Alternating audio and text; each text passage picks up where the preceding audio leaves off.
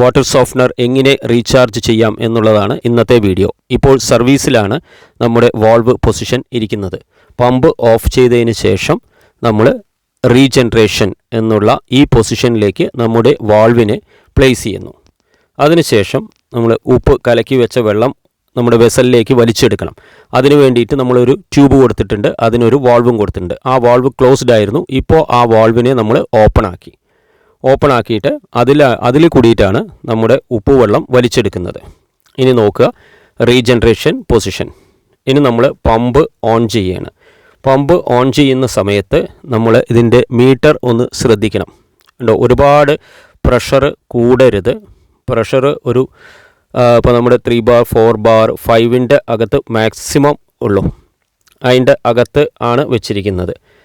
3 ആണെച്ചാലും കുഴപ്പമില്ല. ആ ലെവലിലേക്ക് നമ്മൾ വെച്ചിരിക്കണം. അതിൽ കൂടുതൽ ആക്കി കഴിഞ്ഞ് കഴിഞ്ഞാൽ നമുക്ക് പ്രശ്നം ഉണ്ടാവും. ഓക്കെ, അപ്പോൾ ഇത് പ്രത്യേകം ശ്രദ്ധിക്കണം. ഹൈ പ്രഷറായി പോയി കഴിഞ്ഞ് കഴിഞ്ഞാൽ എവിടെയെങ്കിലും പ്രശ്നം പൊട്ടുകയോ വല്ലതും ചെയ്യും. ഇനി നമ്മൾ ആ വെള്ളം ഉപ്പ് കലക്കി വെച്ചിട്ടുണ്ട്. ഇത് ഉപ്പ് കലക്കി വെച്ചിട്ടുള്ള വെള്ളമാണ്. ഇപ്പോൾ നമ്മുടെ ഉപ്പ് വെള്ളം സക്ക് ചെയ്തുകൊണ്ടിരിക്കുന്നുണ്ട്. അതായത് നമ്മുടെ ഈ വെസലിൻ്റെ അകത്തേക്ക് വെള്ളം കയറിക്കൊണ്ടേയിരിക്കുകയാണ്. ഇപ്പോൾ കണ്ടോ, ഓൾമോസ്റ്റ് ആ വെള്ളം കഴിഞ്ഞു. ഈ സമയത്ത് നമ്മുടെ ഡ്രെയിൻ ട്യൂബിൽ കൂടി വെള്ളം പോവുകയും ചെയ്യും. ഇങ്ങനെ വെള്ളം സക്ക് ചെയ്ത് എടുക്കുന്ന സമയത്ത് അതിന് ഒപ്പം തന്നെ ഡ്രെയിൻ ട്യൂബ് വഴിക്ക് വെള്ളം പുറത്തേക്കും പോകും. ഇതിലേ കൂടിയിട്ട് ഉപ്പ് വെള്ളം സക്ക് ചെയ്തെടുക്കുകയും ചെയ്യും. ആ പുറത്തേക്ക് പോകുന്ന വെള്ളത്തിന് നല്ല ഉപ്പ് രസമായിരിക്കും. ഓക്കെ, ഇപ്പോൾ നമ്മൾ ആ ഉപ്പ് കലക്കുന്നത് ഓൾമോസ്റ്റ് ആ വെള്ളം മുഴുവൻ സക്ക് ചെയ്ത് എടുത്തിട്ടുണ്ട്. ഇത് ഏകദേശം ഒരു 5 to 10 മിനിറ്റ് എടുക്കും. ഒരുപാട് ഉപ്പ് കലക്കുന്ന സമയത്ത് ഒരുപാട് നമ്മൾ വെള്ളം കൂടുതൽ ഒഴിച്ചാൽ അത്രയും സമയം അത് വലിച്ചെടുക്കാനും കൂടി എടുക്കും. അതുകൊണ്ട് ശ്രദ്ധിക്കുക. ഒരു 8 കിലോ 10 കിലോ ഒക്കെ ആണെങ്കിൽ ഒരു 20 ലിറ്റർ വെള്ളം മാക്സിമം മതി.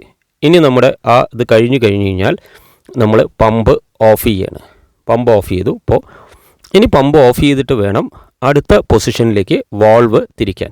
ഇപ്പോൾ നമ്മൾ 2ൽ റീജനറേഷനാണ്.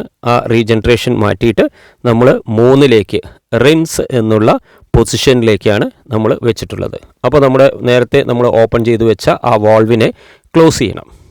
ഇനി നമ്മൾ റിൻസിലിട്ടു. ഇനി നമ്മൾ വീണ്ടും നമ്മൾ എന്ത് ചെയ്യുന്നു അറിയോ, നമ്മുടെ പമ്പിനെ വീണ്ടും ഓൺ ചെയ്യുന്നു. ഇപ്പോൾ ഇവിടെ ഞങ്ങൾ ഒരു എക്സ്ട്രാ വാൾവ് വെച്ചിട്ടുണ്ട്. അതാണ് കാണിക്കുന്നത് പമ്പ് ഓൺ ഓഫ് ചെയ്യുന്നതിന് പകരം. നിങ്ങൾ അതിന് പകരം പമ്പ് ഓഫ് ചെയ്തിട്ട് ഓൺ ചെയ്യുകയാണ് ഏറ്റവും നല്ലത്. ഇപ്പോൾ നമ്മുടെ വാട്ടർ സോഫ്റ്റ്നറിൻ്റെ റിൻസ് എന്നുള്ള പൊസിഷനാണ് ഇപ്പോൾ നടക്കുന്നത്. ഇപ്പോൾ പ്രഷറൊന്നും വളരെ കൂടുന്നില്ല, വളരെ ചെറിയ രീതിയിലുള്ള പ്രഷറേ ഉള്ളൂ. ഇത് നോക്കുക. ഇനി റിൻസിൽ കൂടി നമുക്ക് ഈ വെള്ളം പുറത്തേക്ക് പോയിക്കൊണ്ടിരിക്കുന്നുണ്ട്. ഒരു 5 മിനിറ്റിൻ്റെ അടുത്ത് ഏകദേശം നോക്കിയിട്ട് നമ്മൾ ആ വെള്ളം ഒന്ന് രുചിച്ച് നോക്കണം. ഇപ്പോൾ റിൻസാണ് നമ്മൾ ചെയ്തുകൊണ്ടിരിക്കുന്നത്. 1, 2, 3ലുള്ള റിൻസ് എന്നുള്ളതാണ് ഇപ്പോൾ നമ്മൾ ചെയ്തുകൊണ്ടിരിക്കുന്നത്.